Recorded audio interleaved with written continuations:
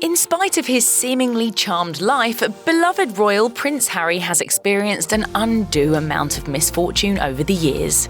Some of the heartbreak was out of his control, but some was pain of his own making. Here's a look at some of the tragic parts of Prince Harry's life.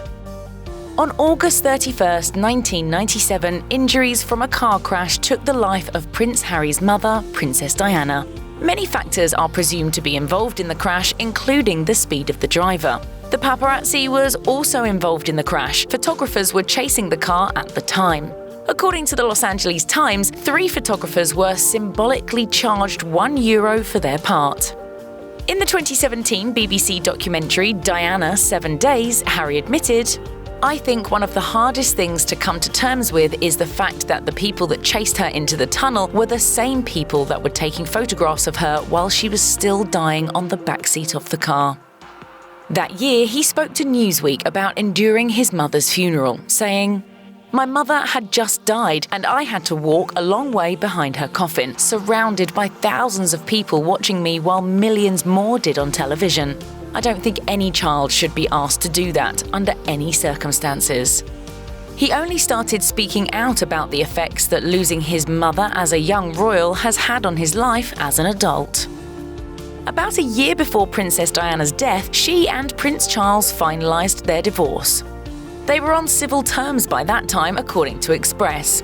But the initial separation and majority of Charles and Diana's 15-year union was full of drama, including affairs on both sides, public wars in the press, Diana's struggle with bulimia, and Charles insisting that Queen Elizabeth strip Diana of the royal part of her title, as Newsweek reported. At age 11, Prince Harry wasn't as aware of the heartbreak within his parents' marriage as Prince William, and his reaction reportedly showed that. A Vanity Fair royal correspondent revealed in the documentary William and Harry, Brothers in Arms, Harry took it very badly. Of course, being younger than William, he was incredibly upset. In the 2017 ITV documentary Diana, Our Mother, Her Life and Legacy, Harry revealed one of the worst parts of being a child of divorce, saying, "There was the point where our parents split and we never saw our mother enough, or we never saw our father enough. There was all that to contend with. I don't pretend we're the only people to have to deal with that, but it was an interesting way of growing up." He remembers the journey between houses vividly, saying, "There was a lot of travelling and a lot of fights on the back seat with my brother, which I would win." News of a rift between Prince Harry and Prince William broke in late 2018. An unnamed friend of the brothers told Vanity Fair, "Harry felt William wasn't rolling out the red carpet for Meghan Markle and told him so. They had a bit of a fallout, which was only resolved when Prince Charles stepped in and asked William to make an effort." Eyes have since been on both couples. After that period, Harry and William only seemed to be together on holidays. During family Easter in April 2019, people reported that they, quote, kept their distance from one another. Relations warmed in May 2019 when Harry and Meghan's son Archie was born, but a royal correspondent told Entertainment Tonight that the brothers weren't speaking before his birth. Tensions seemed high again in October 2019 when Harry admitted in the ITV documentary Harry and Meghan: An African Journey that his relationship with William wasn't perfect, saying, "This family being under the pressure that it's under, inevitably stuff happens. We're on different paths at the moment, but I will always be there for him, as I know he'll always be there for me." As brothers, you have good days, you have bad days. Since the admission and the Sussexes stepping down from royal duties, it's been a rollercoaster ride. But Harry reportedly began leaning on William again after his relocation to the US, according to Us Weekly. Since Prince Harry's relationship with Meghan Markle became public, his relationship with the press has become more contentious. Harry released a statement in October 2019 announcing the couple's decision to sue several tabloid publications, saying, "For these select media, this is a game and one that we have been unwilling to play from the start. I have been a silent witness to her private suffering for too long. To stand back and do nothing would be contrary to everything we believe in." Harry is reportedly suing the owners of The Sun and The Daily Mirror for illegal interception of voicemail messages, according to The Guardian. Meghan is separately suing Daily Mail for, quote, alleged breach of privacy and copyright infringement over its decision to publish a private letter she had sent to her estranged father. Harry's dislike for the press goes so deep that he has reportedly been trying to change the royal family's relationship with the press since before his relationship with Meghan became such an obsession. The couple's plan goes beyond court battles. Vanity Fair reports that they are, quote, on a mission to redefine how the press operates. That includes putting press embargoes on personal news, like when their son Archie met Archbishop Desmond Tutu, and then sharing the news on their Instagram account. This has only added more tension to Prince Harry and Meghan's relationship with the media.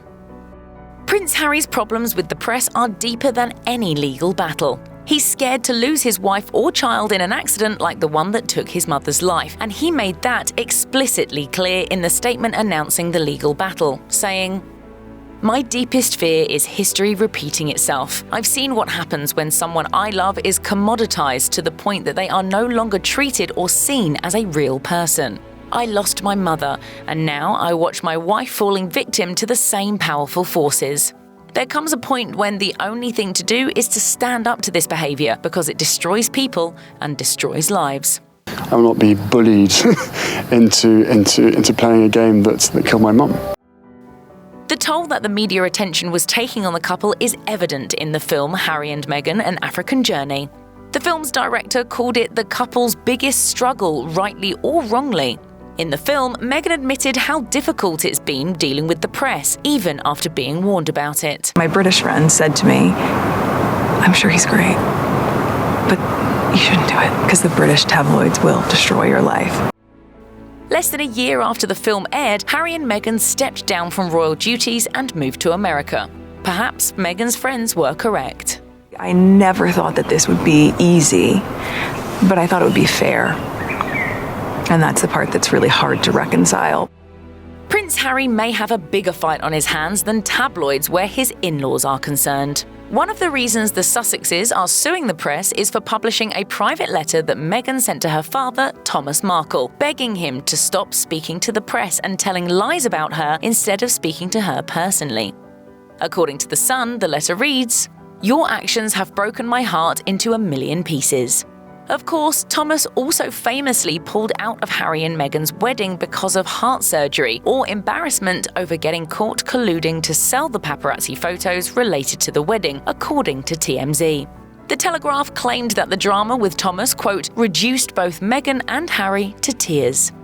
Meghan's half-sister Samantha Markle also seems to thrive on attention from the press. Even though she and Meghan reportedly don't have a relationship, she's threatened to write tell-all books about Meghan. She's also famous for her Twitter rants attacking Meghan's humanitarianism and was suspended from the platform in 2019. According to The Sun, Samantha also once tweeted that Harry should have married his ex-girlfriend because, in Samantha's words, she is much more like Diana. With family like that, who needs family? Prince Harry has become more and more vocal about the negative effects being a royal has had on his mental health. On The Telegraph's podcast Mad World, Harry said that being in the spotlight, losing his mother, serving in Afghanistan, and doing charity work to help soldiers who experienced trauma has negatively affected him. He explained, "Anybody would look at that and go, okay, there must be something wrong with you. You can't be totally normal. I sort of buried my head in the sand for many, many years." Harry said he's been prone to shutting down all of his emotions ever since his mother passed. He credits his brother Prince William with urging him to talk about his feelings with someone. Harry added, "If you stay silent, mental health issues are more likely to kill you." To normalise conversations about mental health and help others get treatment in the UK, Harry is an original founder of Heads Together with the Duke and Duchess of Cambridge.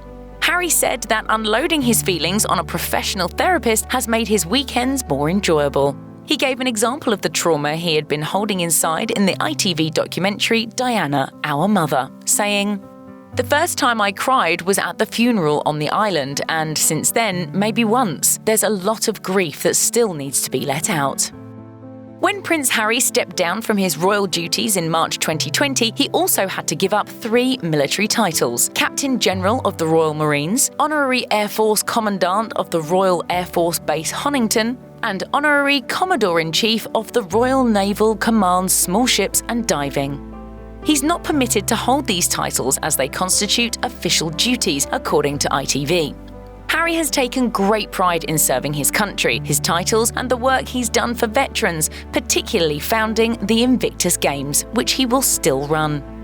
The Sun reported on the apparent sadness that Harry emanated at his last military event. He reportedly told the head of the Royal Marines, "I am so proud to have served as the Royal Marines captain, and I'm devastated that I'm having to step down. I feel I'm letting people down, but I had no choice." An insider reportedly claimed, "Serving in the military creates a bond which you'd suspect Meghan may struggle to understand." The role of Captain General of the Royal Marines might have been particularly hard for Harry to let go of because he took the position over from his grandfather, Prince Philip, who held the title for 64 years. Prince Harry's grandmother, Queen Elizabeth II, has always had a special place in her heart for him. When Harry and Meghan Markle announced on Instagram that they wanted to, quote, carve out a progressive new role for themselves within the royal family and step down as senior members, they reportedly did so without consulting Queen Elizabeth and other family members. The Queen and other senior members of the royal family were reportedly furious, according to Vanity Fair, which reported that she was particularly hurt because she had done all she could to appease Harry and his wife since their wedding in 2018. An unnamed confidant of the Queen told the outlet, "He has dropped a bombshell and left the Queen to pick up the pieces. It has not been great for their relationship. What was once a very warm and jokey grandmother-grandson rapport has dissipated." Although Queen Elizabeth eventually issued a rare and official statement about the personal matter, in which she expressed support for Harry and Meghan's decision, it's tough to imagine there isn't some lingering pain there. As important as it is for Harry to protect his family and keep them happy, there's something heartbreaking about the erosion of the relationship between the stoic Queen and the jovial Prince.